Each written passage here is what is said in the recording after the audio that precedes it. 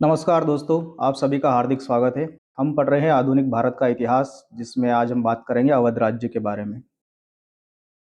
अवध राज्य को एक स्वतंत्र राज्य के रूप में स्थापित किया था मीर मोहम्मद अमीन ने। ये एक मुगल अधिकारी था, कर्मचारी, सूबेदार। इसने 1722 ईस्वी में स्वतंत्र रूप से एक अवध राज्य की स्थापना करी थी। मीर मोहम्मद अमीन को सआदत खान बुरहान उल मुल्क या सआदत अली प्रथम के नाम से भी जानते हैं, जिसने राजधानी फैजाबाद बनाई, फैजाबाद जो अयोध्या। तो शुरुआत में तो ये अवध का सूबेदार था। मोहम्मद शाह ने इसको अवध की सूबेदारी प्रदान की थी। मोहम्मद शाह रंगीला, ये मुगल बादशाह है। तो अगर आपसे ये पूछा जाए कि अवध राज्य की स्थापना किसने करी थी, तो सआदत अली प्रथम।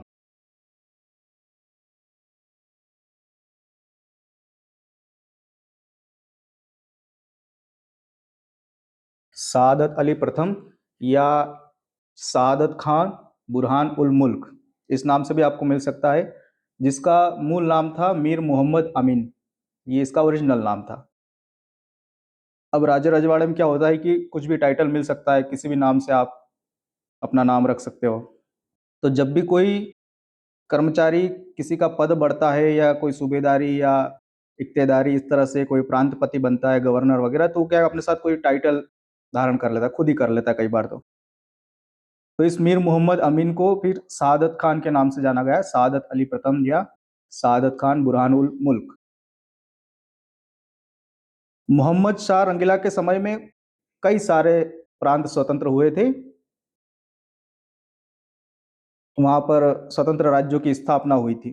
ये मुगल काल का चैप्टर है, जिसको हम उत्तरवर्ती मुगल साम्राज्य या उत्तरवर्ती मुगल शासकों के साथ पढ़ेंगे इसको, मोहम्मद शाह रंगीला के समय में। तो बहुत सारे राज्य उसमें स्वतंत्र होते हैं, उसी में से एक होता है अवध।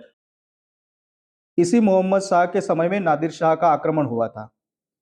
इस आक्रमण में जब करनाल के युद्ध के बाद निजाम उल मुल्क, ये हैदराबाद का निजाम है, हैदराबाद भी इसी समय स्वतंत्र रियासत या राज्य बनता है। तो ये हैदराबाद का निजाम था, निजाम उल मुल्क। इसने नादिर शाह को 50 लाख रुपए देकर के वापस जाने के लिए सहमत कर लिया था।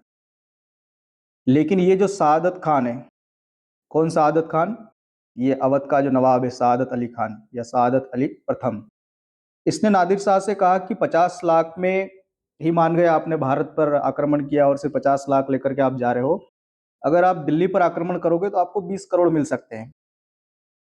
जब आक्रमण सफल रहा, नादिर शाह ने लगभग 70 करोड़ की लूटपाट करी दिल्ली में। तख्ते ताउस, कोहिनूर हीरा, सब कुछ उसको मिल गया। और आखिरी में सआदत खान प्रथम जो है, सआदत अली प्रथम, इसके पास जाकर के बोला कि ला भाई दे। तो सआदत खान ने बोला कि भाई क्या देना? नादिर शाह ने कहा है कि तुमने बोला था ना कि दिल्ली पर आक्रमण करोगे तो 20 करोड़ मिल सकते हैं। अब मैं दिल्ली को लूट पाट करके आया हूं, तो लाओ दो 20 करोड़। यहाँ पर नादिर शाह हो सकता है कि ये समझाओ कि अगर मैं दिल्ली पर आक्रमण करूंगा तो ये सआदत अली प्रथम भी मुझे 20 करोड़ देगा। अब इसमें क्या है कि ये 20 करोड़ दे नहीं सकता था। सआदत अली के पास 20 करोड़ रुपए नहीं थे। इसने नादिर शाह के डर से सुसाइड कर लिया, आत्महत्या कर ली। तो सआदत अली प्रथम के बाद शासक बनता है सफदरजंग। ये अवध का नवाब बनता है। ये सआदत खान का भतीजा था और मोहम्मद शाह ने इसको अपना वजीर भी बनाया था, सफदरजंग को। इसके बाद आता है शुजाउद्दौला, नवाब बनता है। इसके समय में अहमद शाह अब्दाली का आक्रमण हुआ था और अब्दाली वर्सेस मराठाओं का युद्ध हुआ था। ये पानीपत का तीसरा युद्ध के नाम से हम जानते हैं। 14 जनवरी 1761 मकर संक्रांति के दिन ये युद्ध हुआ था। इसमें क्या है कि शुजाउद्दौला अहमद शाह अब्दाली की तरफ से लड़ा था, जबकि मराठे खुद दिल्ली की रक्षा के लिए लड़ रहे थे।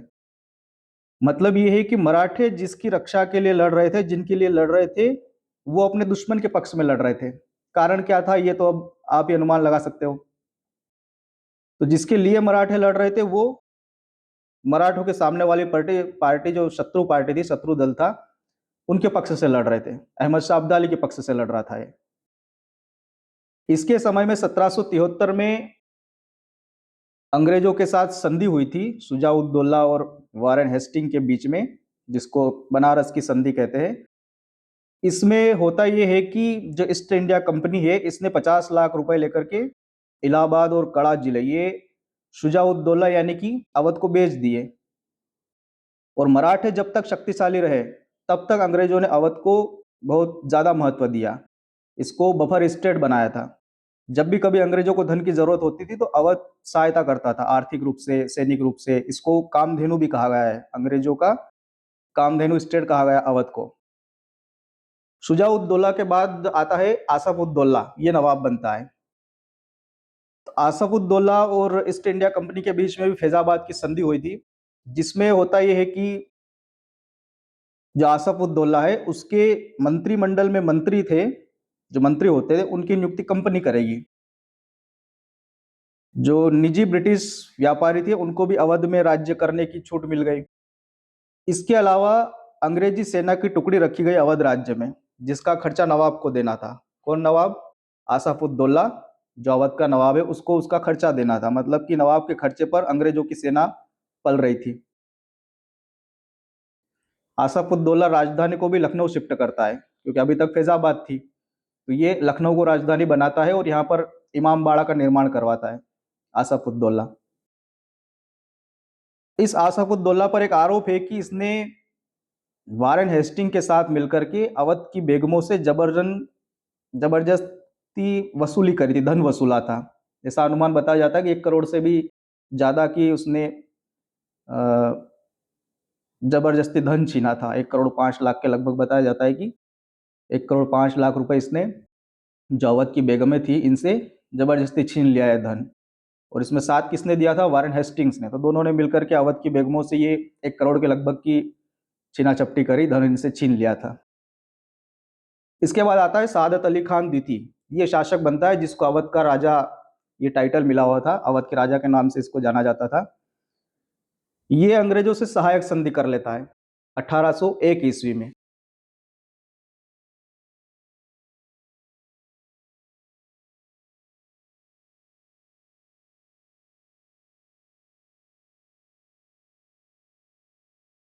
अठारह सौ एक ईस्वी में सहायक संधि होती है सादत खान, ये जो सादत अली खान द्वितीय है, और वेलेज अली के बीच में।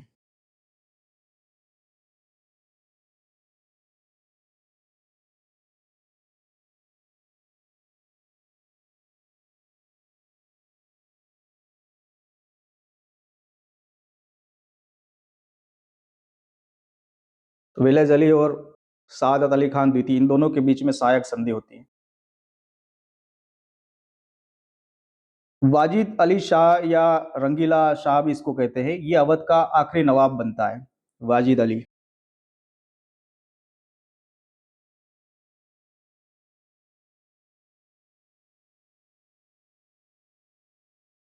वाजिद अली शाह,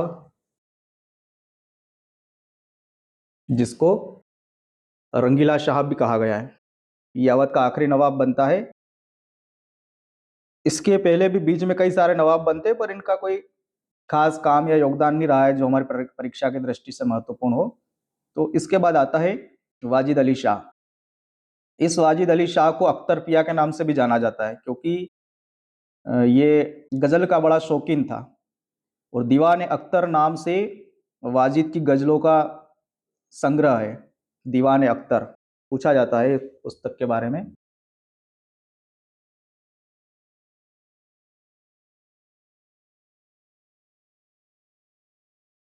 तो अगर आपको ये पता है कि अख्तर पिया वाजिद अली शाह था, तो आप आसानी से अनुमान लगा सकते हो कि दीवान अख्तर किसकी गजलें होगी। इसमें याद रखने वाली बात यह है कि ये गजलों का संग्रह है वाजिद अली शाह की।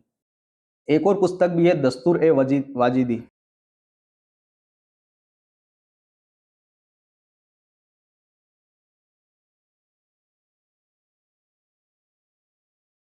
दस्तूर ए वाजिदी, ये वाजिद अली के समय की ठुमरियों का संग्रह है, ठुमरी संग्रह।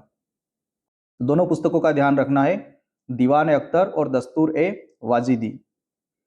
इसके समय में डलहौजी भारत आ गया था। डलहौजी ये अंग्रेज गवर्नर था, गवर्नर जनरल, ये भारत आ गया था और इसकी नजर अवध पर थी। इसने आते ही अवध राज्य में अधिकारियों को दौरे पर भेजा, कर्नल स्लीमन, आउट्रम, इनको भेजता है। इसके अलावा कुछ गैर सरकारी लोग भी जाते हैं, पर ये सरकारी व्यक्ति थे, इनको गवर्नर जनरल ने भेजा था। क्यों भेजा था? ताकि अवध को कंट्रोल में लिया जा सके जैसे तैसे हो। तो पहले तो स्लीमन को भेजते हैं। उसने अवध के विलय को उचित नहीं बताया, ये कहा है उसने कि कुछ प्रशासनिक गड़बड़ियां जरूर है, लेकिन इसमें अवध का विलय करना ठीक नहीं है। तो फिर ये क्या करता है कि आउटरम को रेजिडेंट बना करके भेजता है, और इसने डलहौजी की जो मंशा थी उसके अनुकूल रिपोर्ट बनाई, और इस रिपोर्ट को आधार बना करके अवध को ब्रिटिश राज्य में मिला लिया गया। इस रिपोर्ट में यह कहा गया था कि अवध में प्रशासनिक गड़बड़ियां है, मतलब कि कुशासन का आरोप लगाया गया। इसके बाद वाजिद अली को कलकत्ता भेज देते हैं 12 लाख रुपए की पेंशन देकर के, और जो अवध राज्य है वो ब्रिटिश राज्य का हिस्सा बन जाता है। जो 1857 की क्रांति होती है उसका एक कारण ये भी होता है कि ये जो डलहौजी की हड़प नीति होती है, इससे राजे रजवाड़े खुश नहीं थे। तो जो अवध राज्य इसका भी विलय किया गया था भारतीय मतलब ब्रिटिश भारत में। और क्या आरोप था कि यहाँ पर कुशासन है, प्रशासनिक गड़बड़ियां है, शासन ठीक से प्रबंधन नहीं हो पा रहा है। इसलिए जो ब्रिटिश सरकार है या कंपनी की सरकार है, इसका कर्तव्य है कि अवध का प्रशासन अपने हाथ में ले लिया जाए। तो कुशासन का आरोप लगा करके अवध को डलहौजी की जो हड़प नीति थी, डॉक्ट्रिन ऑफ लैप्स, इसके अंतर्गत इसने अवध को ब्रिटिश भारत में मिला लिया। तो ये था अवध राज्य के बारे में। आशा करता हूँ कि आपको क्लास अच्छी लगी होगी। मिलते हैं अगली क्लास में, तब तक अपना ध्यान रखिए। हमारे साथ बने रहने के लिए धन्यवाद।